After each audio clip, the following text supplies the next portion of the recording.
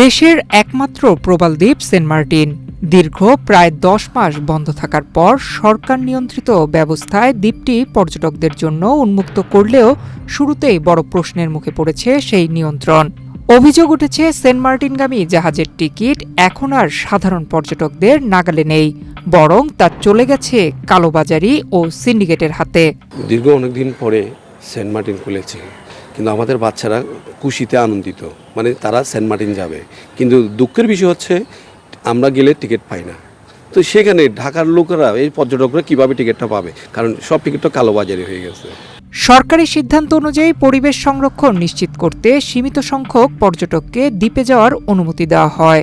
1 December থেকে রাত্রিযাপনের ব্যবস্থাও চালু হয়।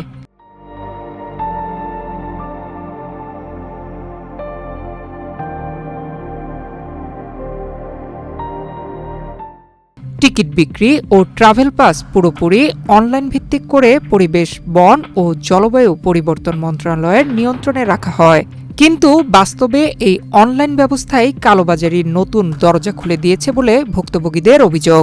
এই 4000 টাকা দামের টিকিট আমার কিনতে হয়েছে 8000 টাকা আমারে বলতেছে যে এই 3টা টিকিটের দাম, একটার দাম 8000 টাকা। তাহলে এই টিকিটগুলো আমরা বিক্রি করতেছি 4000 টাকা করে। তাহলে এখন 8000 টাকা হলে তো এটা অনেক বেশি না? তো এটা কালোবাজারি করতেছে। ওই অনেক ট্যুর অপারেটররা, হয়তো ট্রাভেল এজেন্সিরা কী করে এগুলো আগে থেকে কেটে ফেলতেছে, যেহেতু সীমিত ওই মানুষ সেন্ট মার্টিন যেতে পারতেছে, তার কারণেই এটা হচ্ছে আর কি।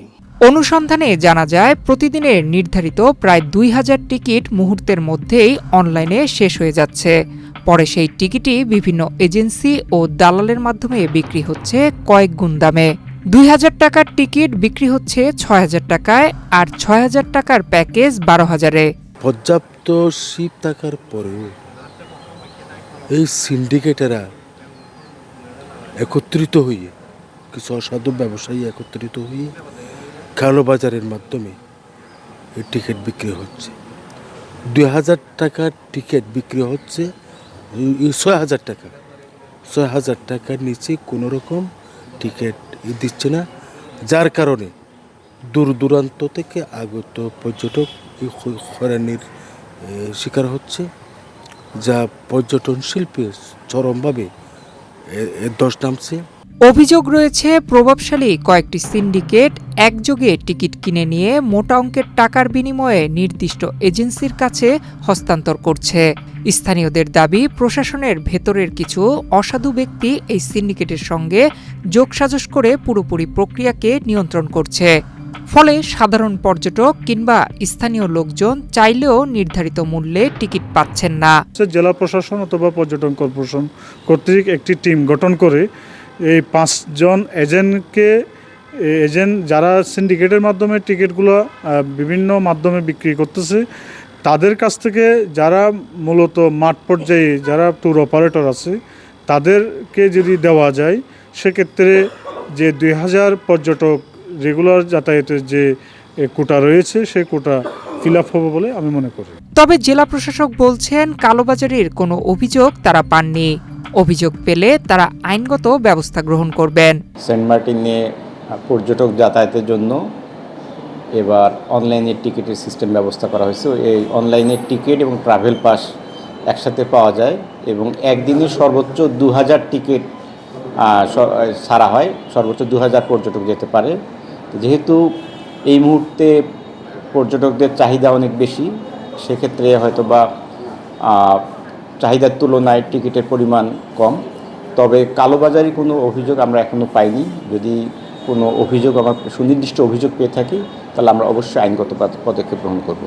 টিকিট সংকটে সবচেয়ে বেশি ভুগছেন সাধারণ পর্যটকরা। অনলাইনে একাধিকবার চেষ্টা করেও টিকিট না পেয়ে অনেকেই বাধ্য হচ্ছেন দালালের দ্বারস্থ হতে। এতে একদিকে যেমন পর্যটকের আর্থিক ক্ষতি হচ্ছে, অন্যদিকে ক্ষতিগ্রস্ত হচ্ছেন স্থানীয় পর্যটন শিল্প ও সেবা খাত। এই বিষয়টা সত্যতা রয়েছে বলে আমি মনে করি, বিকজ সেন্ট মার্টিন জাহাজের প্রথম দিনই তো তাদেরকে 50,000 টাকা জরিমানা করা হয়েছে, দ্বিতীয় দিন তারপর কিউআরটি নকল করা হয়েছে। তো এইভাবে এখন তাদেরকে কিউআরটি নকল যে করা হলো, কিউআরটি তো নকল করতে পারে না। আমার নকল পর্যটক চলে গেল, আসল পর্যটক থেকে গেল। একই পর্যটকের টিকিট অন্য আরেকজনকে নকল করে বানিয়ে দেওয়ার কারণে আমার পর্যটকটা যে হয়রানি হয়েছে সেটার বিরুদ্ধে আমরা তীব্র প্রতিবাদ করেছি এবং তাদেরকে আমরা সতর্ক করে দিয়েছি এবং আইনগত ব্যবস্থা নেওয়ার জন্য সেদিন এসিলেন মহোদয়কে বলেছিলাম, কিন্তু এসিলেন মহোদয় সেদিন আইনগত কোনো ব্যবস্থা গ্রহণ করেননি, যদিও আমি বিষয়টাতে এডিএম মহোদয় পরবর্তীতে ব্যবস্থা নিয়েছেন।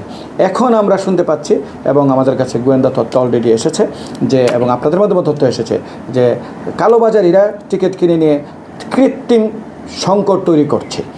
এটা হলো তারা এখান থেকে বেশি দামে মানে তারা কিনে নিয়ে তারা আবার বেশি দামে বিক্রি করছে, অর্থাৎ চুরি করে। এই ধরনের ব্যক্তিদের বিরুদ্ধে আমাদের টুরিস্ট পুলিশের শক্ত অবস্থানে আমরা যাচ্ছি এবং আমরা একটা করে টিকিট আমরা চেক করব। প্রয়োজন বোধে যেসব পর্যটকদের কাছ থেকে কালোবাজারিরা এই ধরনের টিকিট বিক্রি করছে সেই ধরনের পর্যটকদের কাছ থেকেও আমরা ইতিমধ্যে তথ্য পেয়েছি এবং আমরা খুব শিগগিরই তাদেরকে আমরা আইনের আওতায় আনবো। এই ধরনের কালোবাজারি শুধু টিকিট কেন, কক্সবাজারকে নিয়ে পর্যটকদেরকে নিয়ে কোনো ধরনের দুষ্টামি ফাজলামি টুরিস্ট পুলিশ অ্যালাউ করেনি, অ্যালাউ করবেও না। পরিবেশ রক্ষার নামে চালু হওয়া নিয়ন্ত্রিত পর্যটন ব্যবস্থা যদি কালোবাজারিদের হাতে জিম্মি হয় তাহলে সেই উদ্দেশ্য কতটা সফল তা নিয়েই প্রশ্ন উঠেছে। দ্রুত স্বচ্ছ তদন্ত, সিন্ডিকেট শনাক্ত এবং টিকিট ব্যবস্থাপনায় জবাবদিহি নিশ্চিত না হলে সেন্ট মার্টিনে পর্যটন ব্যবস্থাপনা পুরোপুরি মুখ থুবড়ে পড়বে বলে আশঙ্কা সংশ্লিষ্টদের।